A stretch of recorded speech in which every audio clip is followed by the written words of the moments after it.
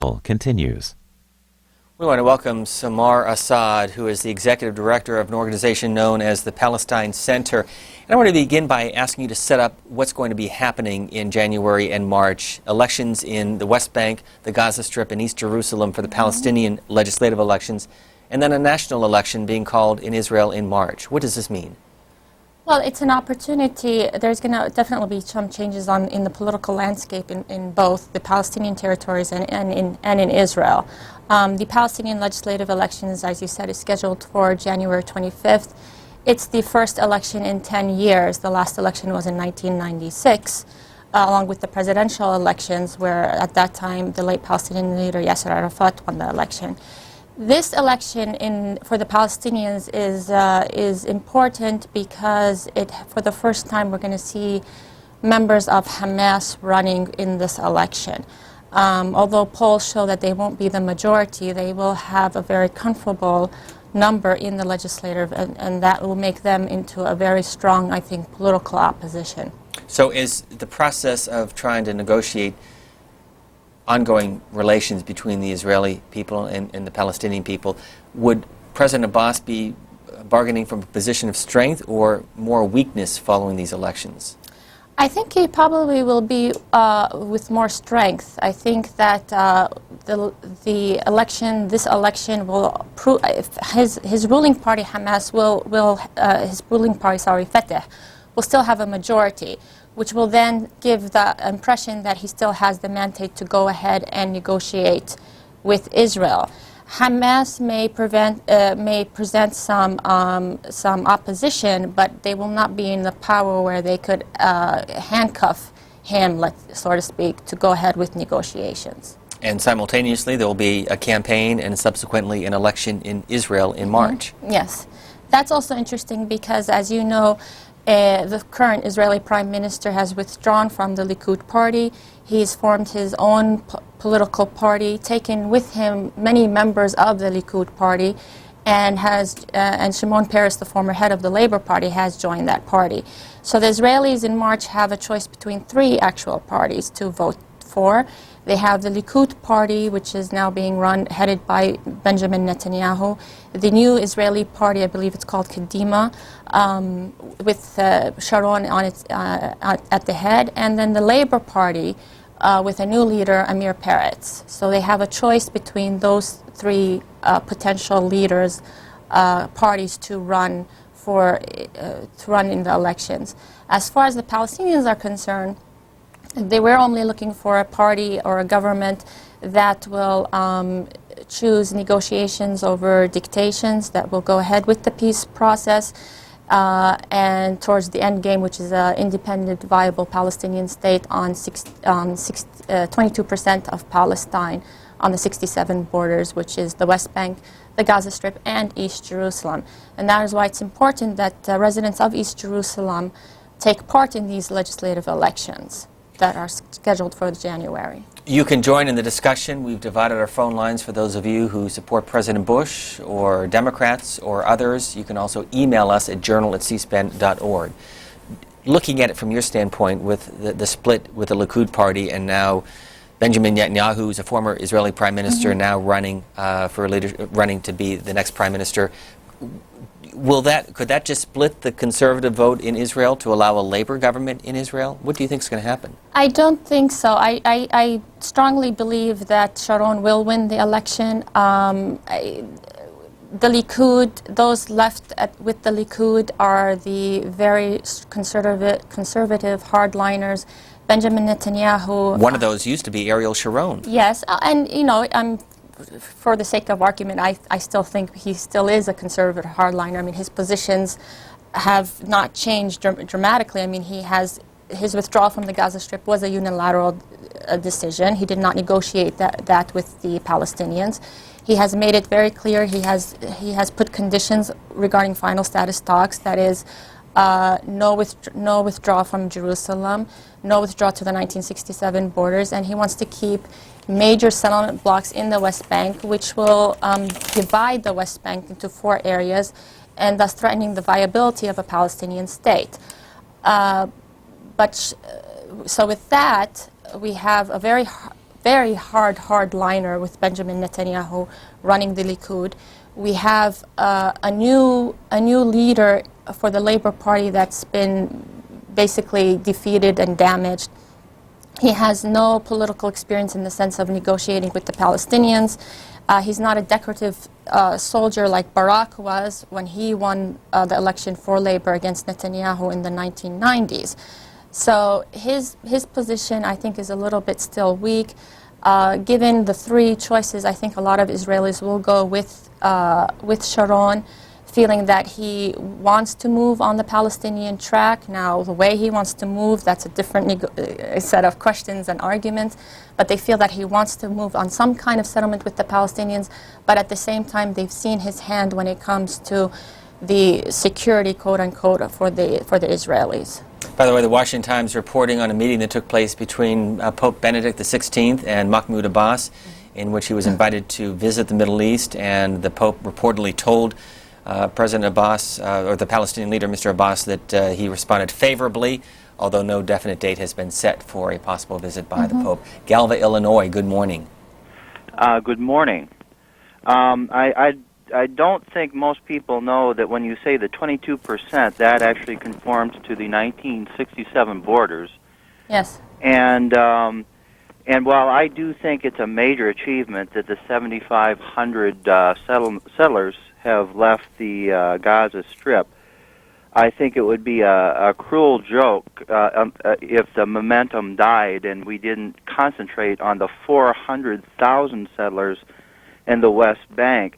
And plus the military outposts, the crosshatches of military outposts, access roads, and just spots of settlements across the West Bank that kind of divide the Palestinian people from themselves and from their means of providing their own sustenance. Thanks for the call. Los Angeles, good morning. Hi. Good morning. Morning. My question is, do you believe that, related to the last call, that Palestine or the Palestinians are willing to give up any of the land that Israel captured? Well, for the first caller, yes, we did see the footage of the 8,000 settlers being evacuated from Gaza Strip, but let's just keep in mind that those 8,000 are a very, very small percentage of the 440,000 the caller mentioned. These settlers were there illegally in illegal settlements on confiscated Palestinian land in occupied Palestinian territory.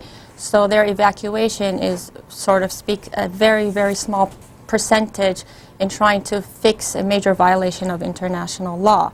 And with the opening of Rafah, the issues in Gaza are not over. You know, that's one issue of a crossing. You still have the airport. They need to reopen the airport. You need to get started on construction of a port, a land link between the Gaza Strip and the West Bank, because with Rafah, you have Palestinians being able to leave the Gaza Strip to Egypt and to the outside world, but Palestinians don't have access from one occupied part of the west of the Palestinian territory, the Gaza Strip, to another, the West Bank, because there is no land link there.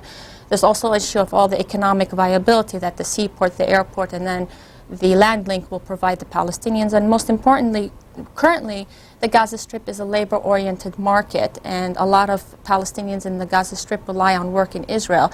And they don't get to Israel through the Rafah crossing. They get to Israel through the Erez crossing, which is in the northern West Gaza Strip that controls the passage from Gaza to Israel, which Israel is in control. So there are several issues that still need to be dealt with, both in Gaza and in the West Bank. And then, of course, this is all before you get to the final status talks.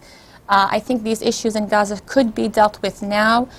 The final status issues, of course, we will have to wait for after the Israeli elections to see which government is coming in, and that's when we have to deal with the issue of Jerusalem, settlements, borders, and the final state and what shape and form it's going to be. As far as giving up land, we've already given up 78% of historic Palestine. We've recognized Israel's right to exist on 78% of historic Palestine. We're asking for an independent state, a viable independent state on only 22% of Palestine. And to give up more of 22% will not create a viable independent state. And let's not forget that on that 22%, Israel still has settlements. It's creating a separation wall. All of this is robbing the Palestinians of land, of prime agricultural land, water aquifers, and connection between one part of the West Bank and the other, and from the West Bank to the outside world, Jordan and Gaza. So there is no room to give up any more land. We are talking to Samar Assad, who is the Executive Director of the Palestine Center. And over this next call, courtesy of Google Earth, we'll show you the area that we're talking about, particularly the Middle East, Israel, and the Palestinian territory. Laguna Niguel, California is our next caller. Good morning. Yes, good morning. Good morning. Good morning. First of all, Israel is a terrorist organization.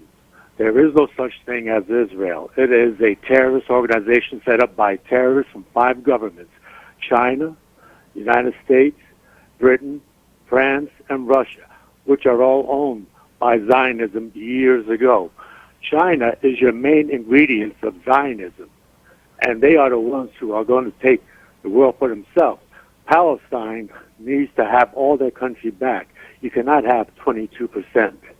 Thank you. Thank you. Arkansas past Texas. Good morning to you. Question or comment? Go ahead.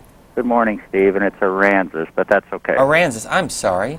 Ms. Assad, for Yes. some reason, you're not mentioning the disarmament of either Hezbollah or any of the other militant groups that the Palestinians are supposed to disarm, and the fact that the Arabs 4 times attacked Israel, and you talk about occupied land, it's like they lost it in a war. Thank you. Well, first of all, let's make something very clear. We have nothing to do with Hezbollah. Hezbollah is a resistance movement in Lebanon. It's been fighting the Israeli occupation of southern Lebanon. As far as disarming groups in the Palestinian territory, President Abbas has said from the very beginning that there will be only one rule and one gun. There has been a ceasefire, a hudna, in place for several months now, for 8 to 9 months since he took office. And even before he took office, when he was prime minister, he brokered a ceasefire between the militant groups, asking them not to launch any operations against Israel. There is also an agreement among the factions with the Palestinian Authority, with President Abbas, that there will be no show of guns or arms during the elections or after the elections. There are no showing of guns in parades or celebrations of groups, and that has all been agreed upon.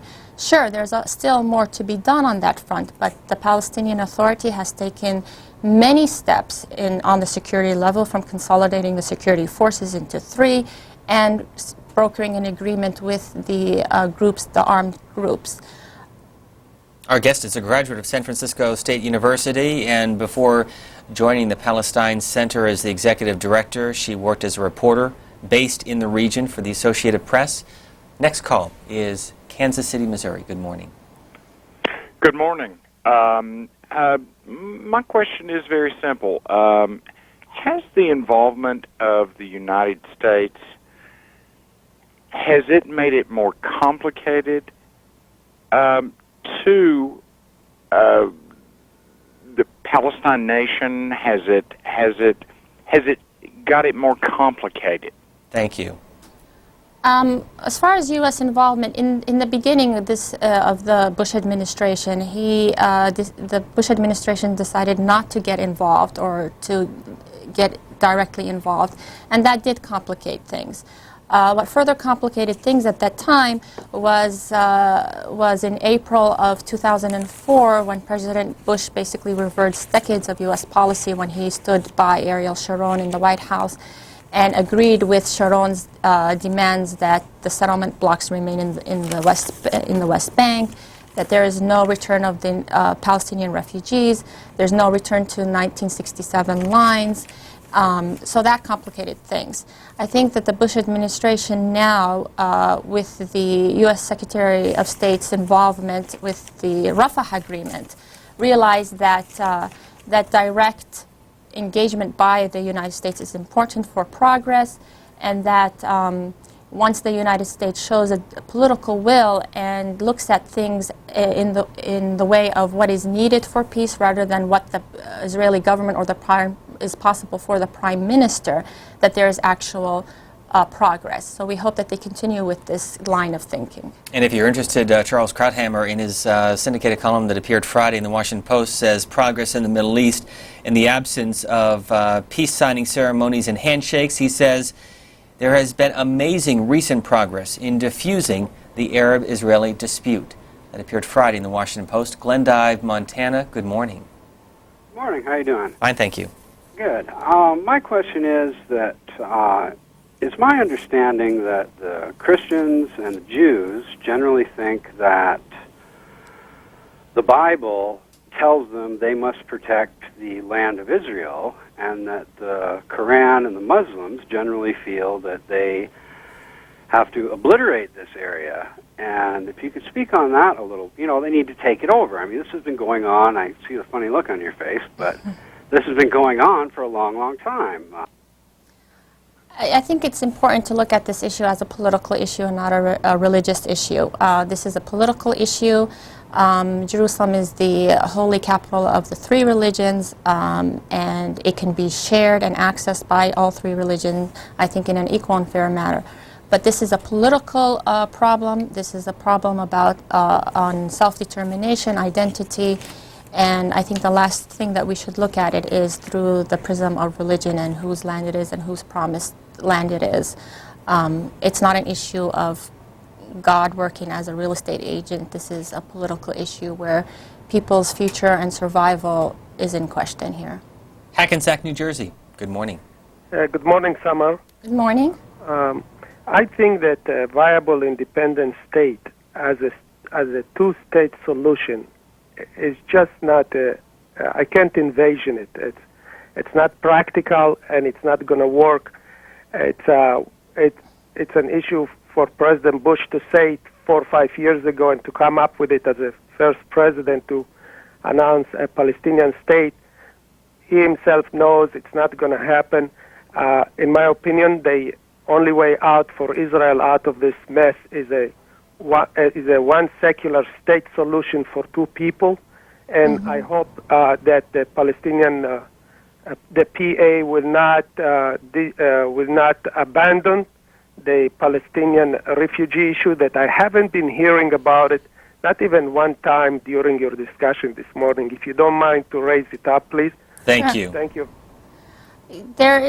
Given the way things are going right now, there is a lot of concern that a two-state solution is no longer viable because of Israel's settlements in the West Bank and its wall and other issues. There has been some kind of discussion on the Palestinian side that maybe then we should have a one-state where everybody's equal. This is something that scares the Israelis, because once the Palestinians start talking about a one-state with equal citizenship and equal rights, the Israelis come and say, you want to destroy the Jewish character of Israel.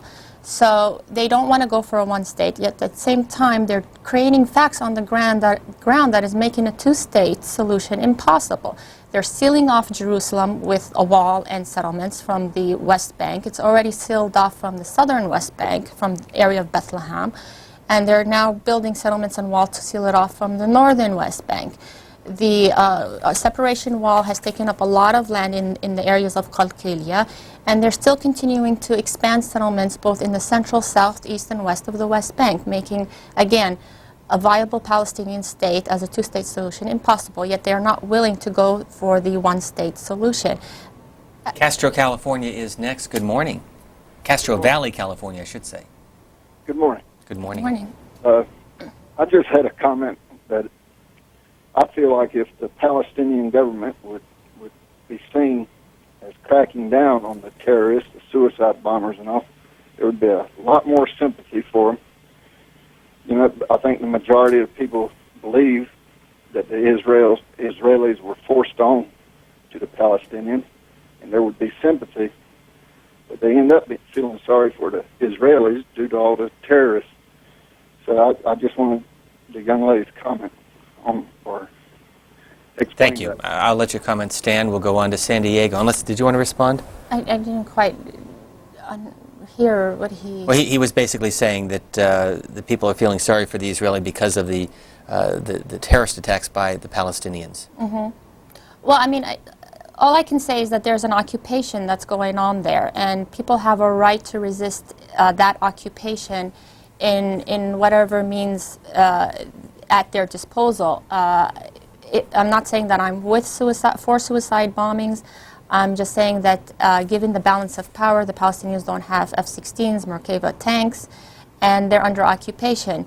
I think what's needed for people to realize that defense is not the same as security, and once you end the occupation, you will really eliminate the source or the root cause of such attacks against Israel. If you want to get more information, the website is PalestineCenter.org. You can log on. It's also available through C-SPAN's website. San Diego is our next caller. Good morning to you. Good morning.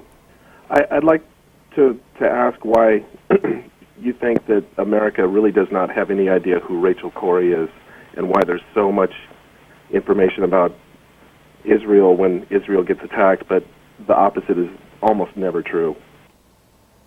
It's a shame, yes, that the story of Rachel Corrie is not more front and center in the United States. Rachel Corrie is a young American peace activist who was crushed to death by a Caterpillar bulldozer while she was trying to protect a home of a Palestinian in Gaza Strip from being demolished. And it's sad that the stories of these young Americans who go over there, who see the injustice, and try to tell the Palestinian people that we are with you and our foreign policy is one thing, and the American people and their beliefs is another. And I really do think that her story should be more front and center. And it's a shame that it's not. But her story is very dear to the Palestinians. There was a school named after her.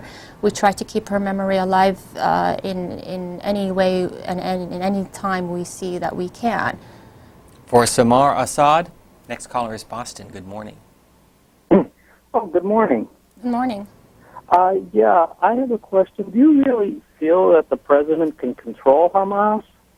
I spent several years in the IDF, and my area of operations was Ramal. You mean Mahmoud Abbas or President Bush? I'm just wondering if President Abbas can actually control Hamas. Thank you. I think he can, but there's a difference between what the Israeli government and sometimes some U.S. officials define as controlling. President Abbas and the Palestinian people will never stand for a civil war, and I think that's what the Israelis and the U.S. administration, or some in the U.S. administration, has been pushing President Abbas to do in terms of how he deals with them and crackdown. But President Abbas has taken the option of national dialogue. He has encouraged them, and I feel that this step, the fact that they're taking part in the legislative elections, is a very positive step, that they are coming into the political process, which will then kind of distance them a bit from the military option and from any kind of internal fight with the Palestinian Authority. There is no Palestinian official who would ever push for a civil war by forcing the disarmament of any armed group. There are laws that the Palestinian Authority and the Palestinian legislature have put in that the revamped security services are fulfilling, and it's through the rule of law, that these groups will come into under the law and under, let's say, the control of President Abbas or the Palestinian Authority, but not through civil war. And again, those elections set for January 25th. Next call is Chandler, Arizona. Good morning. Yeah, good morning. Good morning. Can I tell Samar Sabah al-Khair? Sabah al-Noor, ahlan. Okay, now I want... Go ahead. No, we're waiting for your question. Go ahead. Thank you. Oh, what I want to comment is one of the callers said if the American policy is affecting the region in negative way. Unfortunately, yes, because the American policy is just going to the favor of the Israelis in a blind way, where the Palestinians have or no more trust the American policy. But let me take that caller's point. Has it changed in the last 6 to 8 months? Not in a significant way. There should be more by the U.S. administration. I think that, as I said, the step in Rafah is a positive step, but it's a very small step. The agreement that Secretary Rice brokered leaves vague and for uncertainty several issues in the Gaza Strip, such as the airport and the seaport and the land link. It's also important to note that while there is Palestinian control over the Rafah crossing, 2 days ago we heard the Israeli defense minister saying that if the Palestinians don't perform well in Rafah, we will close down areas. So we can't have this kind of threat dictates imposed on the Palestinians, and this is where the U.S. administration needs to come in. I think the next test for the U.S. administration will be these elections. The Israeli government has threatened to arrest or take several actions against candidates such as those from Fatah and other candidates that they think are not suitable. And that will be something that will sabotage these elections, something that the Palestinian Authority and people can't afford, and I think the whole region can't afford. These elections need to run, they need to run smooth, they need to run fair, and the United States will have to make sure that Israel does not interfere in these elections. Long Island is our last caller for Samar Assad. Good morning. Good morning. I have a couple of questions for Mrs. Assad. She had stated that she believed that Israel had a right to exist. If that's the case, how come she didn't correct the previous caller who called Israel a terrorist state and that had no right to exist as a Jewish state? Also, how come Palestinians have not confronted Hamas and the other Islamic? She calls it a political issue, but it is clearly a religious undertones. Again, like I said, regarding the confrontation, quote unquote, with Hamas, President Abbas has taken the direction and the option of a national dialogue to bring them into the Palestinian Authority, into the political mainstream of Palestinian life. He has insisted on a one gun, one rule, which so far everybody has been respecting. As far as the other caller, that's his opinion. I said that the Palestinian Liberation Organization in 1988, when it declared a Palestinian state on the 67 borders, it recognized Israel's right to exist. The Palestinian Authority has been negotiating with the State of Israel since 1993 till today. It's actually the Israelis who haven't really come out and recognized our right to exist. And so that should be the question. And yes, Israel was created through, let's say, quote-unquote terrorist acts. There were many armed militias, Jewish armed militias, that led to the creation of the Jewish state. But we are talking about today. We're saying that the Palestinians have recognized Israel's right to exist on 78% of historic Palestine, and we want to create our state, our independent state, side by side with Israel on 22% of Palestine, and it's up to the international community to make sure that this happens and that Israel abides by that. Our guest is the Executive Director of the Palestine Center, Samar Assad. Thanks very much for being with us. Thank you. It was a pleasure. President Bush heads back from Camp David later today. He attends the Kennedy Center honors tonight, and tomorrow he travels to North Carolina, where he will be talking about the economy. Tomorrow morning on C-SPAN's Washington Journal, which gets underway every day at 7 a.m. Eastern Time, 4 o'clock for those of you on the West Coast. We'll have a conversation with Stephen Henderson, who has a piece this weekend in night-reader newspapers around the country on the records of Supreme Court nominee Samuel Alito, 311 documents. You can read about it at the Philadelphia Inquirer website, and he'll be here tomorrow to talk about his judicial record, his decisions, and his writings. And Andrew Krapenovich, who is the Executive Director of the Center for Strategic and Budgetary Assessments, to talk about the President, the war in Iraq, and the redeployment of troops in that part of the world. We thank you for being with us on this Sunday. Enjoy the rest of your weekend. Have a great week ahead.